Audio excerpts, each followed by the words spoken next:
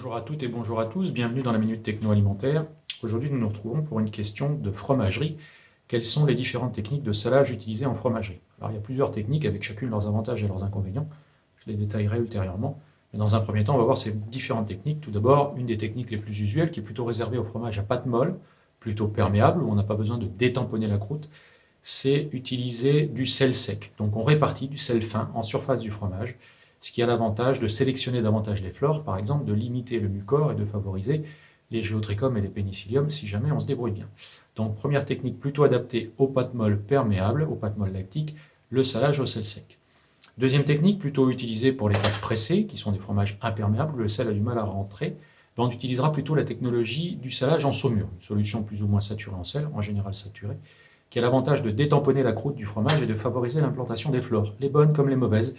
Donc par exemple, en pâte pressée, on a plus de risque d'accident de mucor avec un salage en saumure que si jamais on fait des pâtes molles avec un salage au sel sec. Il y a juste qu'en pâte pressée, l'astuce, c'est bien évidemment de frotter les fromages régulièrement, c'est ce qu'on appelle le morgeage.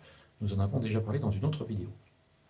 Troisième technique, c'est de saler, c'est une des façons les plus homogènes, c'est de saler dans le caillé. Donc on peut saler des fromages lactiques dans le caillé, comme du fromage de chèvre pré-égoutté, comme le caillé des Neuchâtel par exemple. C'est ce qui est le plus homogène, c'est ce qui est le plus efficace, le mieux réparti, c'est très facile à gérer. La quantité de sel correspondant au pourcentage de sel que vous voulez mettre dans le fromage. Un autre moyen de faire ça, c'est dans les fromages à type pâte pressée, donc comme le Cantal, et puis historiquement ça se fait beaucoup dans un fromage comme le cheddar. Donc on sale au moment du moulage, au moment de la mise en forme de ces fromages-là, que ce soit Cantal et cheddar. C'est pour ça que si vous regardez bien la pâte de ces fromages-là, on voit des petits morceaux de fromage qui sont plus ou moins bien soudés. C'est lié au fait qu'on a ressoudé le fromage après le salage et une bonne partie de l'égouttage. On détaillera cette technologie une prochaine fois si besoin. Et enfin, la dernière technique, qui est utilisée plutôt chez les fermiers, c'est le salage dans le lait.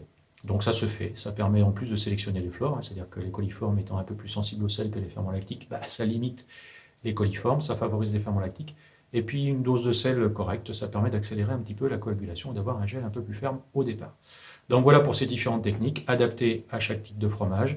Il n'y a pas de technique universelle, c'est pas une seule technique pour tous les fromages, c'est plutôt le salage au sel sec en pâte molle lactique, plutôt le salage en saumure pour les pâtes pressées, et puis pour d'autres technologies, des salages en la masse. Si vous voulez tout savoir sur le salage des fromages, il y a des livres pour ça. Il y a aussi des sites internet, mais je les connais moins parce que je me fie beaucoup plus aux livres qu'aux sites internet. Et puis, vous pouvez apprendre tout cela dans nos formations, à l'école de lettrite sur Gers, à l'ENILIA. Donc, vous pouvez avoir un aperçu de ces éléments-là sur le site internet de l'école, enilia-ensmic.fr. Et quant à moi, je vous dis à bientôt pour une nouvelle Minute Techno.